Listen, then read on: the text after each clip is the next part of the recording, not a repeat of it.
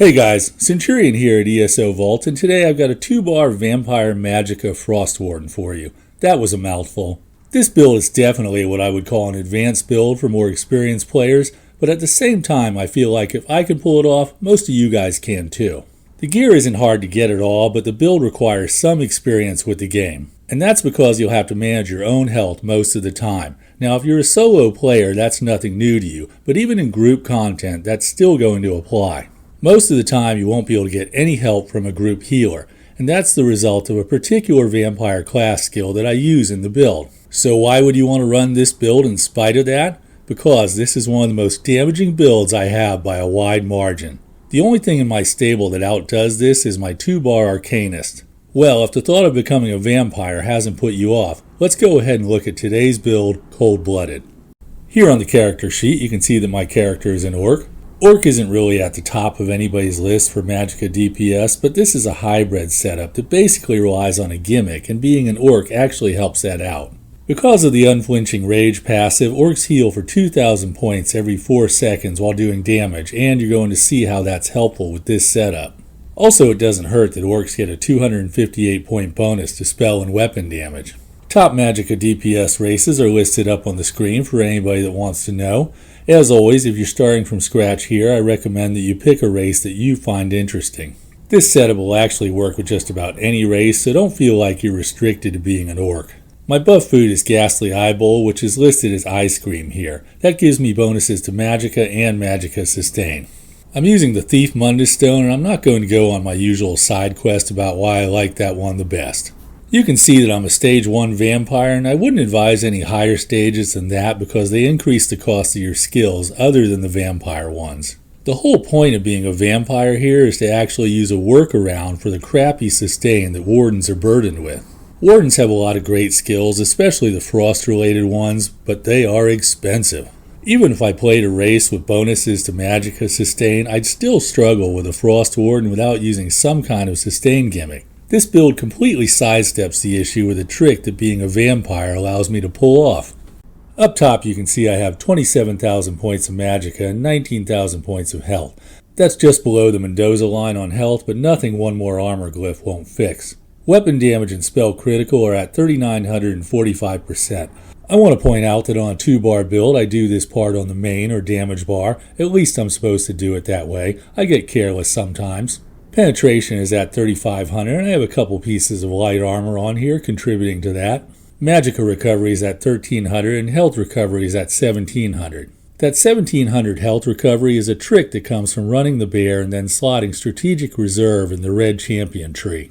That's an important part of this build. High health recovery and strong self-heals are really needed here. Alright, let's move on to the skills section and really see what's going on with this build. Starting on the back bar and going in the order that I use the skills in, the first skill is Lotus Blossom. Lotus Blossom is from the Warden's Green Balance skill line and causes my light and heavy attacks to heal me or a nearby ally. Since this has a duration of 1 minute, I'll activate this at the beginning of the fight, and then sometimes I can just forget about it. Next I'll activate Arctic Blast, which is my burst heal, but it also does great damage over time and has a high chance of causing the chilled status effect. Arctic Blast is from my Winter's Embrace skill line. My next skill is from the Mage's Guild skill line, and this is a handy skill to have. Degeneration does damage over time to a single target, and it gives me major sorcery, increasing my spell damage by 20%. For anybody new, you can't run without major sorcery. You can get it from skills like in this case, or from potions, but you've got to get it somehow. The nice thing about getting it from a skill is it helps me keep my potion slot available for when I really need a potion in an emergency. Otherwise, I'm just chugging one potion after another to keep my major sorcery buff going. Next, I cast Winter's Revenge, which causes enemies in the target area to take damage from extreme cold. This is another skill from the Winter's Embrace skill line. Finally, I'll cast Blockade of Frost, which is from the Destruction Staff skill line. This is another ground-based effect that damages enemies caught within. Also, it boosts my damage because my staff on this bar has the Infused trait and a weapon damage glyph. I know some of you guys are tired of hearing about this, but there may be new people that have no idea how this works. The trick here is that as long as an enemy is being damaged by this skill, you'll get that damage boost even after you switch to the other bar. There are only 4 skills in the game that do this, and you'll need one of them if you're going to do a 2-bar build. Finally on this bar is my ultimate, Wild Guardian. The bear does bleed damage, which is important to get the hemorrhaging status effect. The bear has a special high damage attack that I can use, but I don't use it on this build because I want to keep my ultimate full. Keeping that ultimate full works in conjunction with the strategic reserve champion constellation to give me that high health recovery you already saw. Okay, let's switch to my main or damage bar. The first skill I use is Deep Fissure from the Animal Companion skill line. 3 seconds after casting this, shock will erupt from the ground, damaging enemies in front of me. 6 seconds after that, the shock will erupt again. I really have to try to make sure I face toward the enemy while I'm using this skill. Enemies in the area are also affected by major and minor breach. That's 9,000 points taken off their armor right there. I use this skill first, so when I get to my spammable attack, the enemies in the area have been affected by the first eruption of shock. Remember, there's a 3-second delay. Next, I use my old friend Barb Trap from the Fighters Guild skill line. I drop this right at the enemy's feet and it's going to do bleed damage over time and give me the minor force buff, increasing my critical damage. Now I use Growing Swarm, which is another Animal Companion skill. This does bleed damage to the target and nearby enemies and causes the original target to be affected by minor vulnerability, which increases their damage taken. This brings me to my spammable attack, Blood for Blood. Blood for Blood is a vampire skill and consumes health instead of magicka or stamina. Now you probably see why I keep going on about self-healing. And it's a good thing I have great self-healing because I'm going to use this attack 10 times in a row, burning 2,200 points of health every time. But my self-healing is more than enough to compensate for this. There's one more drawback though. For 3 seconds after using this, I can't be healed by anybody else. Obviously, if I'm anticipating a lot of incoming damage, I want to go to my other bar. Not only will that allow me to be healed again after 3 seconds, but my own burst heal is on that bar. Okay, now you see why I say this isn't really a beginner build. But on the positive side, by being a vampire and using Blood for Blood, I don't have any sustain issues. I didn't invent this gimmick, it's been around since the beginning of the whole Frost Warden thing, and I think it's a winner. Alright, let's move on. I have 2 more skills on this bar. First is Bird of Prey, which gives me minor berserk, increasing my damage by 5%. I don't use this skill, it's just slotted as a passive boost to damage. But if I wanted to use it, I'd get Major Expedition for 6 seconds, giving me a speed boost. Finally is the Bear, and you've seen him already, and that has to be slotted on both bars if you don't want the bear to despawn. I don't know if you were counting, but I have 4 Animal Companion skills on this bar. Thanks to the Advanced Species passive, that gives me a 16% increase to my critical damage. It also becomes obvious that this isn't a pure Frost Warden build. I'm not even sure that's possible without leaving a ton of damage on the table. But as far as how it plays, it looks like a Frost Warden. The ground-based AoEs and circling winds make me feel cold just playing it. Alright, that's it for the skills. Let's see it in action. I start off casting the Lotus, then it's Arctic Blast, Degeneration, Winter's Revenge, and Blockade of Frost. Bar Swap, Shock, Trap, Swarm. Then Blood for Blood 10 times. The fiery beam is the Zon Monster Helm.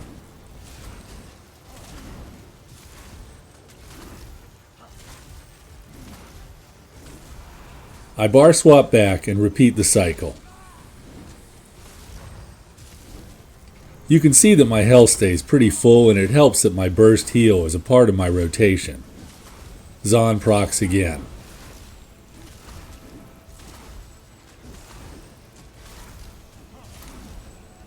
Thanks, loser. When you put yourself back together, get your $20 for my assistant.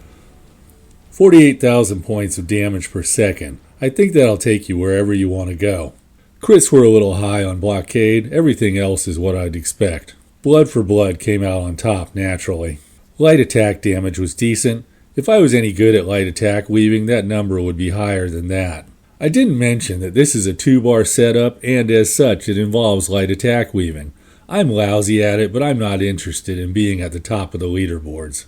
You can see the damage from the Zon Monster Helm is near the top, but the main reason it's here is to get the burning status effect into the act. Chill, hemorrhaging, and burning did significant damage. I recreated this build on the test server, and the status effects did more than that. The build actually hit 50,000 points of damage on the test server, well, 49 twice and 50 twice. So the increase to status effect damage coming in Update 41 just makes this setup stronger.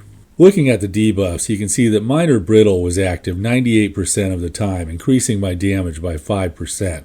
To get Minor Brittle, I have to use an Ice Staff, and I have one on both bars here, which you'll see in a moment. Hemorrhaging was up 84% of the time, and I have 3 sources of hemorrhaging. Because hemorrhaging can stack 3 times in Update 41, that works out perfect. Alright, let's get a look at the gear. I have an Ice Staff of the Aura's Wrath on my front bar. That's in the Precise trait, and I have a Flame Damage enchantment on it. That's the second way I make sure I get good uptime on the burning status effect. I want to point out for the new people that the enchantment on the staff doesn't have to match the staff type. I can put whatever glyph I want on my staff, but it's still an Ice Staff. There's no changing that. My other staff is a Maelstrom Ice Staff, which of course comes from the final boss drops in the Maelstrom Arena. No worries if you don't have one, just run another Aura's Wrath staff here.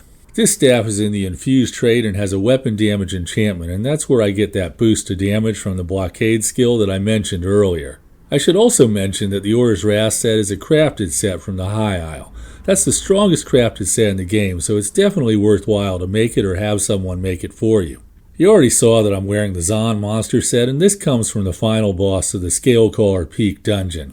If you don't have this, run Iceheart if you can. As a matter of fact, run Iceheart in any content where you expect more incoming damage. Not only does it fit the theme, but it helps make this setup tankier. Because of the health drain from Blood for Blood, I'm using Iceheart in the more difficult dungeons. In the last video I promised some variety in sets, and this is where I deliver on that. I'm wearing the Frostbite set, and that's an Overland set from the Blackwood DLC. Frostbite increases the damage of frost abilities, and that causes the chilled status effect to do more damage. It also increases the damage caused by Minor Brittle. This set was made for the Frost Warden, and it works great.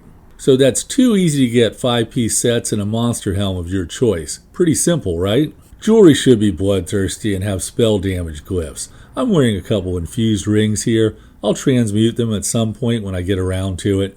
Armor is medium in the Divine's trait with a couple light pieces, and that's because the Frostbite set only comes in light armor. Enchantments on the armor are Magicka with a couple health glyphs thrown in. I want to put one more health glyph on for just a bit more health. Okay, that's it for the gear. Let's look at champion points and wrap things up. Champion points are Fighting Finesse, Deadly Aim, Thaumaturge, and Wrathful Strikes.